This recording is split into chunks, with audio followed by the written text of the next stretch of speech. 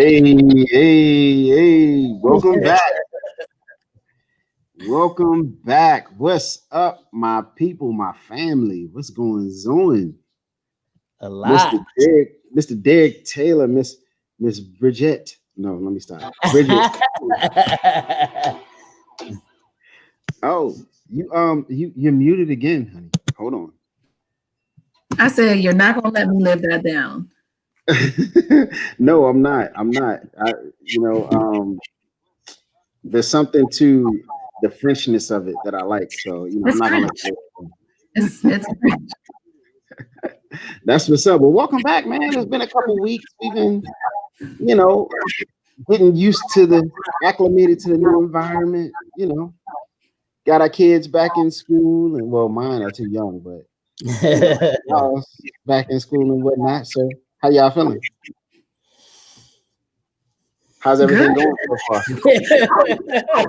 I was waiting for the exhale.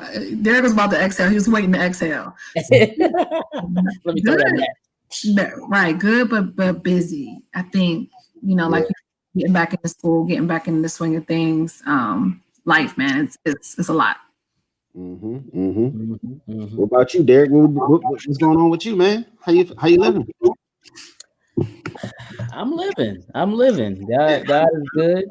Just taking everything in stride day by day. The kids are actually okay, really.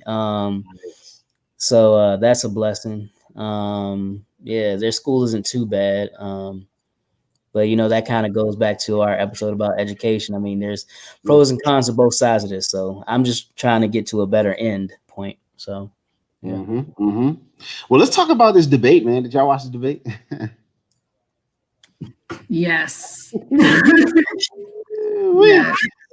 Oh man. Yeah, definitely. That's how it was. It was good. I deliberately, and I don't know if I should be saying this because it's probably not the right thing to say, but I deliberately opted out of watching the last debate on purpose to save my peace. That I watched last night's debate. Yeah, man, I kind of need. So I watched both, right? So last night's debate was a lot better than the first debate, right? In terms of the flow, right? People cutting one another off and at least being able to stomach the conversation partially. Because there's a whole lot of not truths being told on that stage last night, as you expect. But I don't think, look, I love my sister, but I don't think Kamala Harris performed as well as I expected her to, even though I didn't expect her to do so great. I'm just being honest, man. I'm being honest. I'm just being honest. I don't think she did so hot, man. I'm sorry. Yeah, but examples? Like in what way? What do you mean? Be specific. What did you expect? So, okay. I feel like they've had all types of time to prepare for Donald Trump and Mike Pence. I think that they had a lot of time to acknowledge or at least understand the fact that they weren't going to be telling a whole bunch of truths on the stage. They probably weren't going to be, they were going to be rude and, just kind of cutting people off. I mean, did you see the debate with Donald Trump and Hillary Clinton and him walking behind her and doing all that? I feel like you had time, you had all types of, footage out there. You knew how they were going to play the game. And I came away from both debates unimpressed, right? With their performance, not with them as candidates, but with their performances. For Kamala Harris, it was more of a, I get that you're trying to do the right thing and answer the questions that are being asked to you. But you can't allow yourself to get caught up and get trapped. Like when he asked her about her her background as a prosecutor, I feel like you've been asked that question a million times since you started running for president. You should have had a better answer for that. You know what I'm saying? Instead of just not answering it altogether. That was one of the moments that stuck out when you look at all of the different news channels out there, even the progressive ones. They were saying that was a moment that stuck out to them. You know what I'm saying? And I just felt like by this point, she would have had a better answer to that question. You know what I'm saying? I don't know. Maybe it's just me. I think it's just you.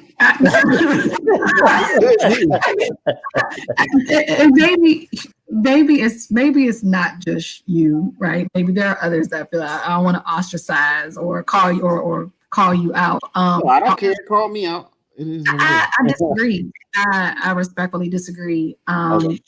Given the situation, given the current the other side, and given what that looks like and how that happened, I think that she really held her own. She didn't come in there looking like she was someone who was like running. You know what I'm saying? She came in looking, to me, poised and ready.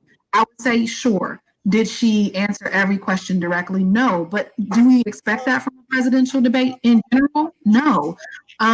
But did she sun him multiple times? Yes. Did he need to be sunned? Absolutely. Right. And so what I appreciated was that she didn't come in, she wasn't scared. She was willing to engage and answer the questions. She also was prepped. You could tell she was prepped. And you know what I'm saying? So even in the spaces where she pivoted with the question, she was prepped to do that. She knew that they were most likely going to ask these types of questions around these types of things. And so she seemed prepared by her team of what she should be answering and what she shouldn't be answering. And she didn't get taken off her square by someone who's real oily. That's my opinion. I think that I'm proud of her, and I'm proud overall. I think as a Black woman, I feel like there was history made last night, and again, I feel good that I was, able to take part and watch that. Again, and one other thing, there also is this idea of like, normally when women are like Hillary Clinton, they were critiquing her up and down around how she looked and this and that. And I would say that people, from the criticism perspective, there was some maybe about her facial expressions, but overall, it was about her content. That's a step in the right direction. That's a step, not what she wore, not what her hair was, not that her lip gloss was popping. No, she came in and she didn't come to play, and I appreciated that. That's what's up. I mean, I definitely see that point of view. I just feel like, from a content perspective, yes, she was on point. She was prepped. She knew to dodge certain questions. Like the question that they kept asking about, that they kept trying to drill home on, are they going to pack the Supreme Court? Are they going to pack the Supreme Court? You can't answer that question right now because there's no right answer to that question. You know what I mean? Either way, they're going to flip it, find a way to flip your response. You know what I'm saying? And try to use it against you. I just feel like at this point, they really don't need to debate. Threaten with all the debates going forward as virtual debates and let, Trump refuse to do it, because at the end of the day, he's just going to continue to get in his own way. It's not that we don't, you know what I mean? Joe Biden and Kamala Harris don't have anything to say or can't handle themselves. It's just that they really don't need to. They just go campaign, go to all of those swing states, go to all of those swing counties. You know what I'm saying? Talk to the people, touch them, reach out and touch them, because the other folks just going to continue to get in their own way and mess it up for themselves. So I don't know. I just came across. I just felt like the very first I'm speaking was just very stern and I think premature. And then the ones that were after that were very just kind of like docile. So I don't know. For me, it was like she probably should have been more calm and subdued at first, and then got a little more aggressive later. But call me crazy. I don't know. I disagree completely. I did see as he was giving her some compliments. You know what I'm saying? Like, he acknowledged that what she was doing was history, things like that. I could see her shoulders, like her body language shifted a little bit, and so she wasn't in like full on attack mode after that. And I think that she ended up coming back into that space later on in the questioning. However, I think she was smart to set that tone early. One of the things, like the memes that I've been seeing, right, was about like how many women have been in a room where there's a white man speaking and you're getting talked over. You know what I'm saying? Like it happens frequently. And the thing that you want to say literally is, I'm talking, I'm speaking. She didn't do it disrespectfully. She didn't do, there was nothing to it outside of the fact the fact is, Vice President, I'm speaking. So I don't think it was too aggressive at all. I don't think it was misplaced. I think it was perfectly placed. Actually, her placement was perfect. And I'm not even saying I didn't necessarily come into this as this Kamala Harris huge super fan. Like that wasn't the case. I really didn't necessarily have an opinion either way. I wanted to know how she was going to and what that would going to look like, and how she was going to show up. And then going back to the question about like packing the Supreme Court, to your point, she couldn't answer that question directly. But I think she answered that question smartly. She said, you talk about packing, let's have that conversation. Let's talk about all of the different positions and jobs that people have been put out of, and your people have been brought in, the Netflix, the family thing, all that stuff. She touched on that. So I think that she answered that question in a way that makes sense. I think it would have been premature to answer that question as well, but I think she answered it in a way that makes sense. Like, you're saying it, but you're not doing it. So I don't know. I thought that I'm speaking. That was my favorite part. Yeah, I feel it. Yeah, but that's the whole politician thing, though, right? I'm not going to answer your question, but I'm going to tell you how you're doing the same thing and being a hypocrite. You know what I'm saying? That's just politics, though. And, she played politics well, but I just didn't. I think it was an honest answer. Like, what do you mean? Like, it also was an honest answer. It is too premature, I think, to answer that question. Oh, it is. It is. So it's too premature to answer that question, but why not just say it's too premature to answer that question? Because the American people want to know that they don't have an answer. Like that's the politics part, right? Maybe it's gauging and saying maybe right now the American, and I think maybe that's what you're saying. Maybe that's what I'm hearing, that maybe you're interested in kind of a little bit more transparency. When you don't know something, say you don't know, or when you do something, know something, say you don't. That's fair. I could get that.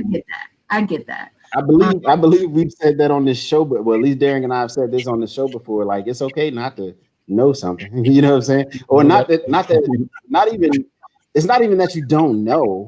It's just that it's too premature you don't have all the facts yet in order to give an answer to that question. You know what I'm saying? And that's fair, but is a white man going to come into the same situation and do that? So she may have been the only person in that space doing that, and how would that have been interpreted? I don't know the answer to that. I'm just throwing that out there, because generally, going back to facts, again, white men come into these situations and they literally are looked at as experts until they're proven incompetent. We are typically interpreted as being incompetent until we prove ourselves competent. So is playing the game, like sometimes I'll be like, well, WMD. What would a white man do? I might need to be, like how would I respond if I was the majority, right? I'm using that loose quotes. If I was the majority, how would I respond to this situation? Maybe in this situation, I need to respond more like that, because it'll be more palatable for, those who are receiving it. But anyway, I'm feeling passionate. I feel fired up. Honestly,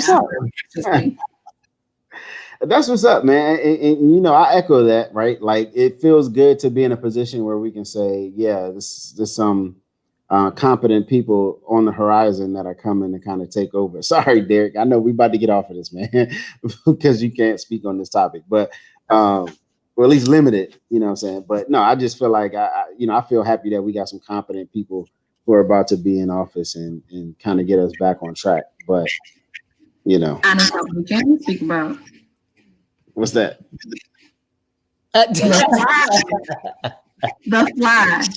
Can you talk about the fly, Derek? I mean, the fly is. Oh, the fly is open. The fly is open season. I brought my sweater just in case.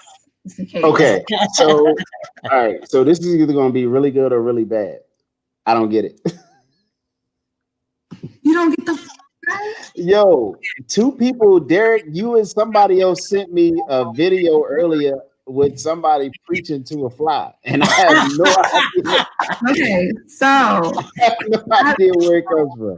I don't remember. They might have been on the topic of race. I think I'm pretty sure they were, but we can fact check that. But what happened was, as he was talking some SH and IT, a fly in the space that flew on his hair. He has white hair, right? So all you saw was this black fly. The fly sat on his head for around 2 minutes. And if you think about it, 2 minutes is a long time. So all you're doing, you're not paying no attention to him. You're just like, when is the fly going to leave? You want to be like, you got a fly on your head. Nobody can tell them because they're far away. They can't tell. They can't see it. So he's talking, he's being all serious and stoic, and there's like a fly right there. So there's news today just about. I didn't see that. Yeah. I didn't see that, and I'm mad because that's so funny. That would have been a great joke for me. It's hilarious. I don't know how you didn't see it. I don't know how you didn't see it either. You must have stepped away for those 2 minutes. I have a 2-year-old and a 4-year-old. At any given moment, my attention is being split in you get a pass. different directions. You get a pass. It's fine. It's fine that you didn't see it. But you need to go back. You need to go back. Because it's a moment. It's a moment. Yeah. It's a great moment. And it might be part of the reason why our Trump don't want to debate. Because it was perfect timing. It's hilarious because if you're full of shit, you attract flies, right? So I get the joke now. All right, so I'm gonna go back and watch that video you sent me earlier, Derek. So no, you need to look at regular clips of the actual debate just to catch it firsthand first, and then see all the memes and the videos. Because I tell you, that church one is something. Or the one with the fly on his head with the Biden Harris sign on his head. Like, it's good. It's good. There's this one news anchor in Philly, Alex Hawley. She actually live on her show. She acted like she was doing an interview of the fly.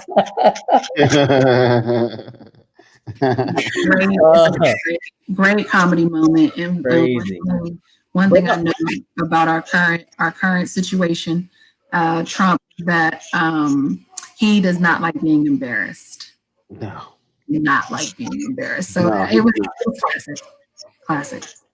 Yeah, but in terms of the debate, the vice presidential debate last night, from my perspective, from what I can share,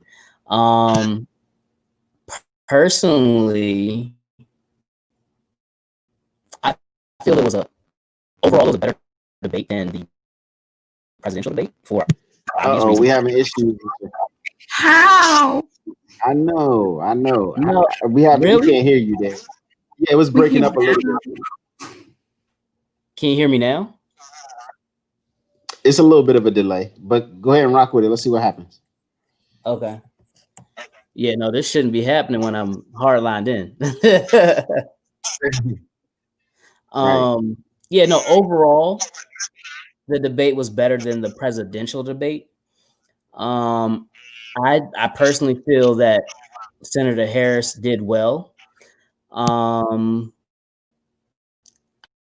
However, I don't believe the needle was moved on either side. You broke up a little bit, but I believe what you said is you don't believe the needle was moved either way.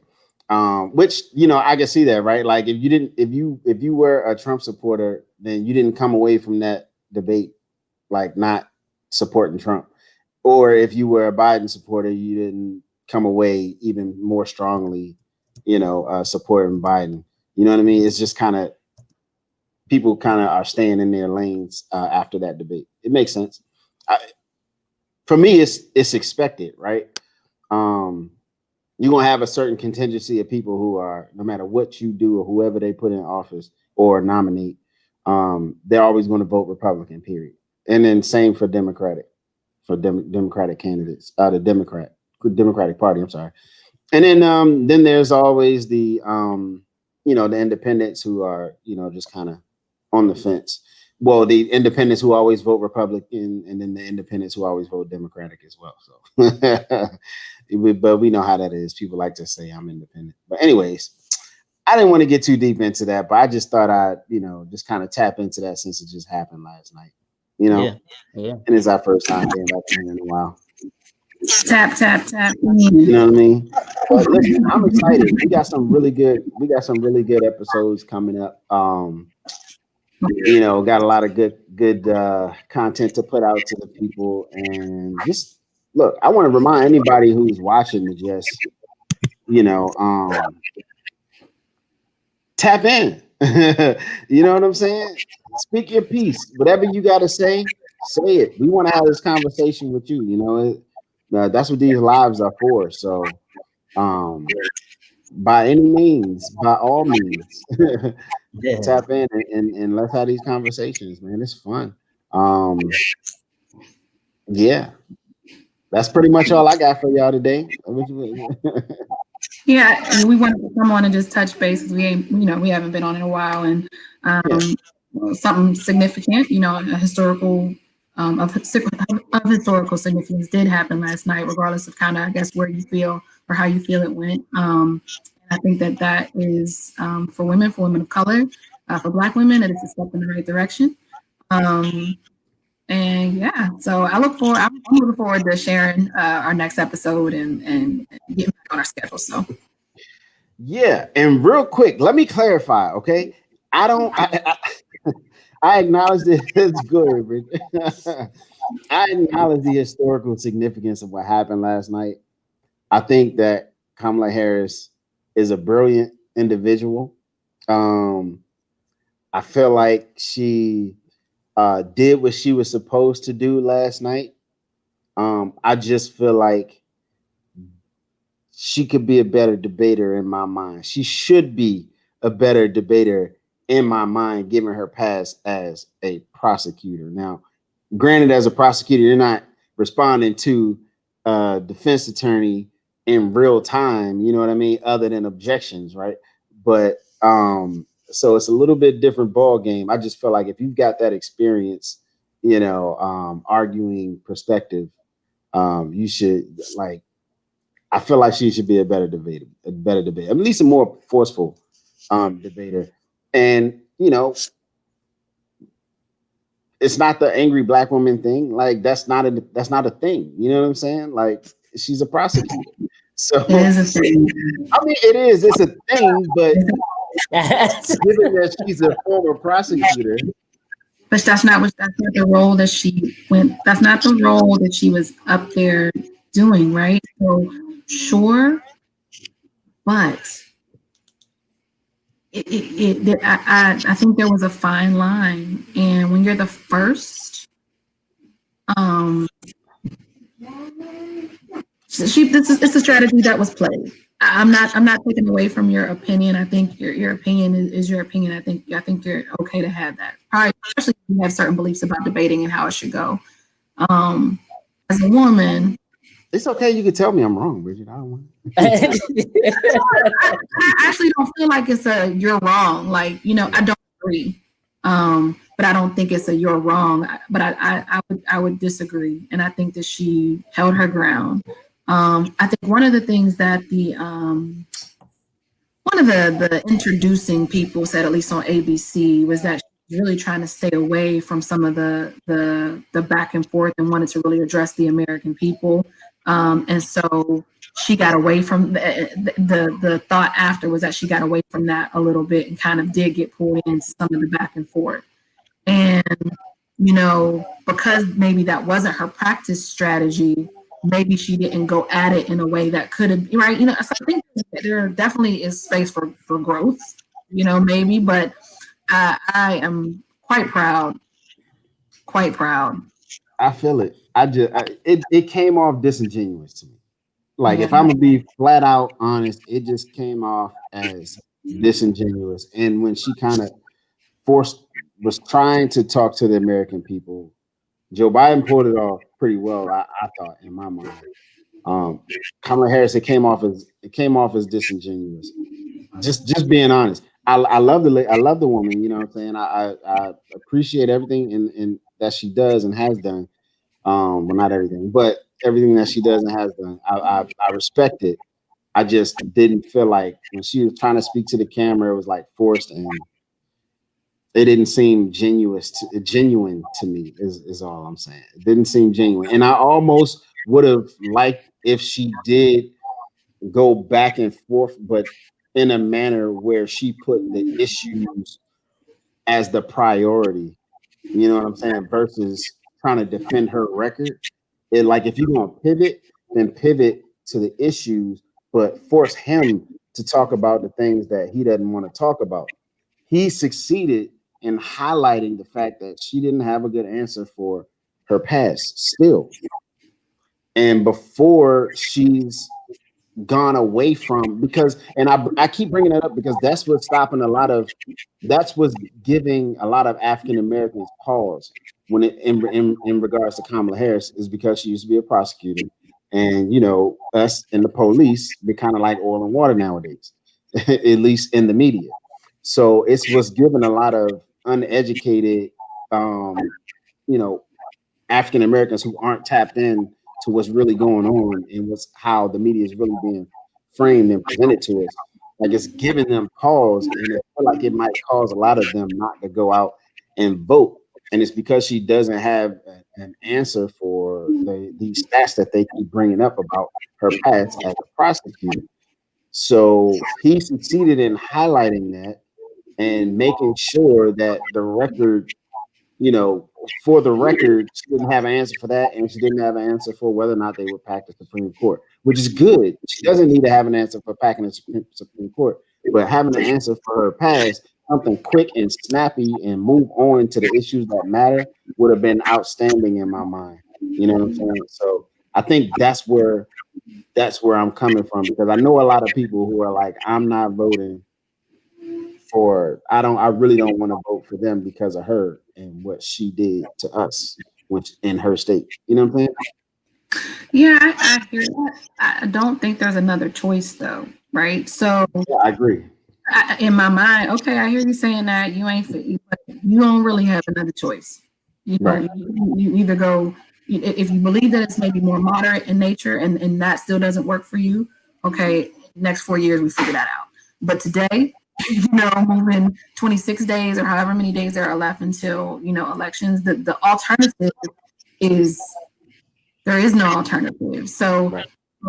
For me, what we need, in my opinion, right? And I think it's fair, right? I think it's fair. Like if that, as a voter, I think it's important that you have your opinions about the different topics. But I also think that like she could have went on there and totally bombed it. She could have went on there and not done anything. She could have went on there and totally let him all out. Like there could have been a lot of different scenarios. And having the conversation about her being a better debater, to me, is a way better conversation to have as opposed to she lost the debate. I'll stop there. No, that's a great point. And that's also a great segue into next week's episode, because, a lot of what we just talked about, we're going to be talking about on Tuesday when the episode comes out. So everybody who's watching, make sure you tune in, because if you haven't figured it out by now, all of the opinions that I express on the show may not necessarily be mine. So I speak for certain perspectives when I'm on the show. So I think that we've got a lot of great content coming on Monday, and it's all in that same vein. So come back and join us on Tuesday. What are some final thoughts, guys? Any final thoughts before we sign out? I'm good. All right. Well, thanks to everybody out there who's watching. Thanks to everybody. And again, I encourage you guys to, leave comments, talk to us, tell me, Kelvin, you a daggone fool for thinking that Kamala Harris did anything other than amazing. I appreciate the comments. I take it all, man. And if I'm right, then I'm right. If I'm wrong, I'm wrong. Holla at Derek. Give Bridget a bunch of likes and hearts and all of that. You know what I'm saying? Come on now. We got to treat the women like royalty, okay? You gotta love the Nubian queen. Queen. You are a queen. Hey, listen. Thanks. This has been another installment of By Any Means live on Thursdays now. Thursdays, not Wednesdays. Thursdays. So check us out every Thursday, 9 p.m. A little switch up. You know what I mean? And then the new episodes come out on Tuesday. Okay. All right, guys. This has been another episode of By Any Means. We out. By any means.